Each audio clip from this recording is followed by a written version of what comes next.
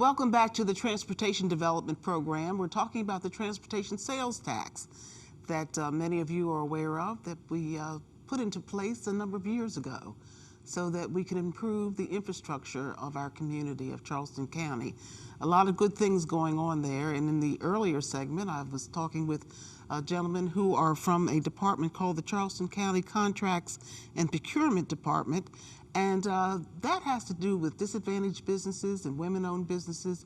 And we learned a lot about how these businesses are participating as contractors of various kinds in this program, in the Transportation Sales Tax Program.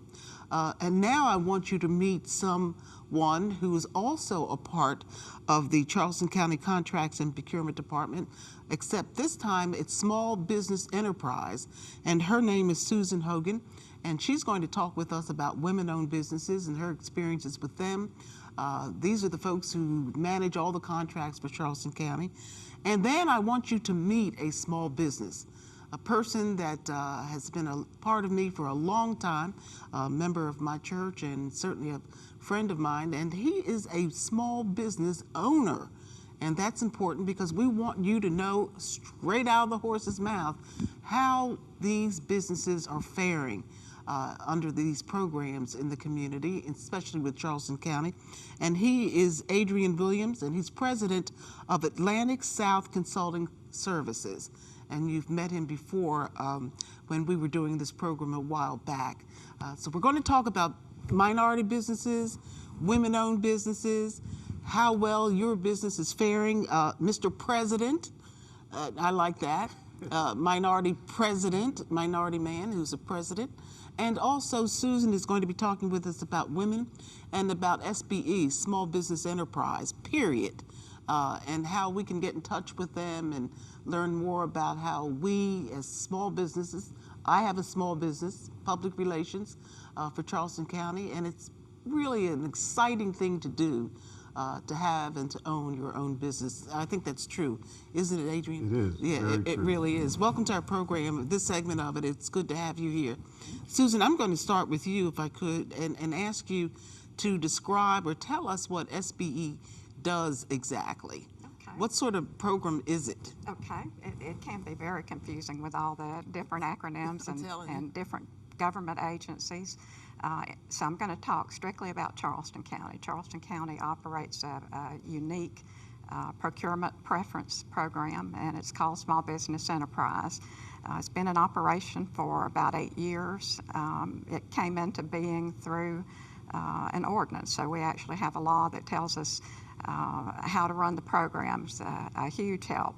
What really sets it apart as unique, though, and this is true not only in the state of South Carolina but throughout the country, because it is a race and gender neutral program, with the only requirements being the size of the business. And Charleston County Council established what size would be acceptable. But because of that, we're able to actually use contract mandates. So that's called putting some teeth into the program. When you have a bid opportunity that actually says, for instance, with construction, 12.2% of this bid will go to a certified Charleston County SBE. Literally an amount, a percentage is set That's aside. right. And in the overall program? Based on the type of endeavor. So architecture and engineering would have a different percentage than construction. Did you say gender neutral? It is race and gender neutral. What does that mean? It means that it's not based on the characteristics of the owner or owners. It's based strictly on the size of that business. And in Charleston County, the maximum is $7.5 million. Averaged over 3 years, which to some may sound like a pretty high dollar amount to be classified as a small business, but you have to bear in mind that Charleston County is a significant county that needs significant sized businesses to carry out the work that's required. Well, let's talk to one of those businesses. Please. How about that? Let's talk to the president of one of those businesses. Adrian, how long have you been participating in the county's Small Business Enterprise program? I assume that he's a part of that as well. Yes. How long have you been doing that? And then tell us, what kind of business do you have? Actually, we've been participating for the last 9 years with the county in the program. It's been a great program for us. What we actually are a civil engineering firm. We do design work, civil site design, working with the transportation, whether it be road design, utility design, sidewalk improvement, roadway improvements. I know that you did a sidewalk project. That's when I first met you. Yes. And we've been interviewed before by you and by me rather, and you did a great job with that. Where was that project exactly? The project Do you remember? was out on Drew's Court. Yeah. If I'm not mistaken, yes. Right. Yeah. And you laid a lot of, or did you just do the design for it? We did the design for it. Okay. Yeah, we did the design. So you have businesses, Susan, that do both work, design, and they build, and they do various things apparently.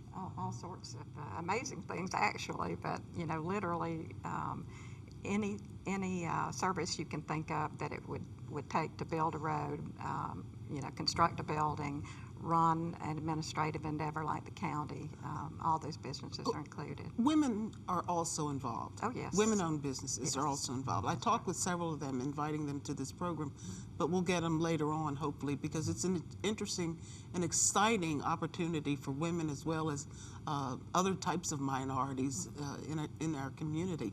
But what sort of businesses do these women have that are in the program? You really would be amazed, or at least I was.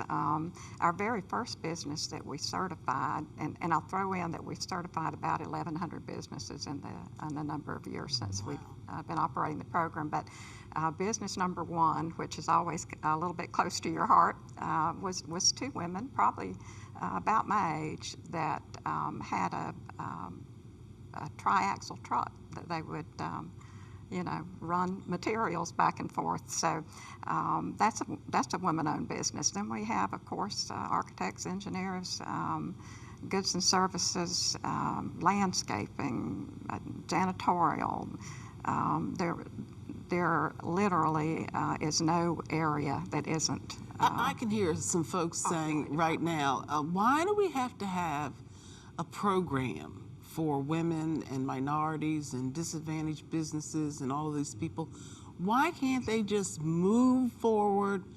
They have the talent, supposedly, so therefore they should be able to do the job. They don't need all this government intervention and assistance from the government and all this kind of thing. What do you say to that, Adrian?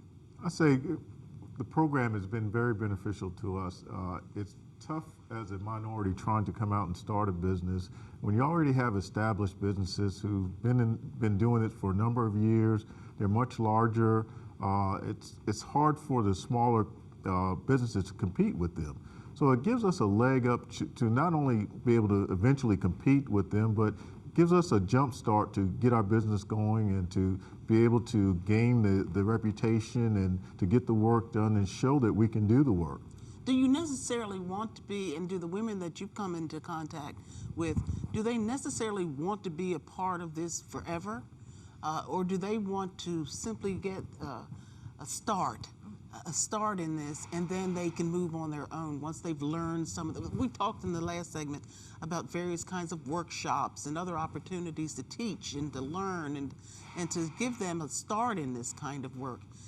Do you think these folks want to stay around forever, or is it just something that they need to get a little start to coast off? I think they simply want and deserve a certain level of access into mainstream procurement efforts with the county. They certainly pay taxes, and they need to be adequately represented. And that's what we attempt to do, is to help them get their businesses to the level where they can, compete with anyone.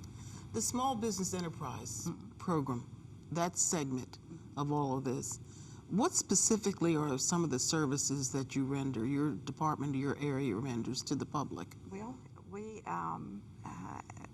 once again, we do a large number of networking opportunities and business development workshop opportunities. We also do a lot of one-on-one counseling with business owners who come in and say, I'd just like for you to help me kind of assess where I am and where I need to go. The fortunate part about what we do is that it involves us in a network of other agencies that provide services. So working together, we're able to take a business owner who comes in and says, I just need to know where to look next. We're able to say, well, this is how the field looks, so let's get you where you need to go. And I think that is perhaps one of the most beneficial things that we can do for a business. In the last segment and here, we're talking about assisting people through education. Providing these kinds of opportunities, giving them information, maybe even putting them in touch with people who have similar experiences or who can help you, maybe mentoring of some sort. I mean, all of that's good, but you need money. Is that an issue for small businesses, getting the capital, the bonding, that kind of thing? I can say yes to that. Starting off, it was very hard, coming in and making sure we had the capital, we had the employees on staff to do the work. The first project that we were able to obtain or get through the county, we ended up teaming with another entity that actually the county recommended to us. So again, the services that they provided with the networking and the training and the education of where a business what business needs to do, where they can go to get some of the services they need. But where do you get the money? If you want to get a business started, you've got to have some capital, as you mentioned. And I assume that these types of programs will say to you, well, here's an idea. They can't get directly involved with the money part, but they can help you or give you direction and that kind of thing. But how do you get the money? Well, you have to present yourself, and the county helps you in knowing how to do that. They provide the services or at least give you access to the services to be able to go out and say, hey, I need capital. Here's the information I need. They walk you through. They'll help you go through the application process. And you're building a reputation as you go along, and that helps a lot as well. Networking. Very quickly, though, the bonding part. How do you manage to get yourself bonded so that you can do the work for a large construction project, let's say? Is that part of what you do? Or is that something that you want to answer? Education concerning bonding would certainly fall certainly within the our education, area, and also knowing the kinds of agencies and institutions that might be able to help someone. Very quickly, Adrian, what is bonding?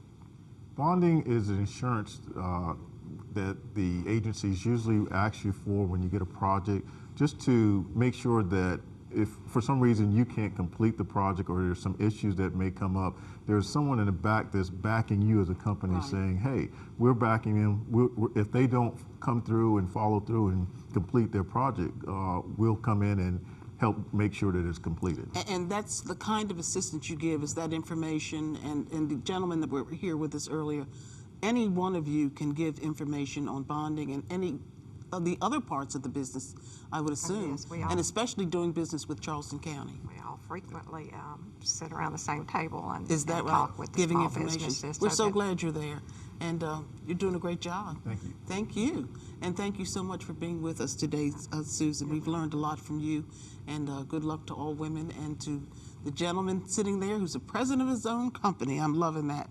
We'll talk with you the next time about Charleston County's Transportation Development Program and the transportation sales tax.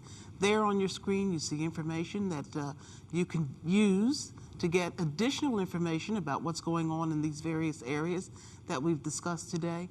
I hope that you've enjoyed our program as much as we've enjoyed bringing it to you. This has been the Transportation Development Program. I'm Cheryl Harleston.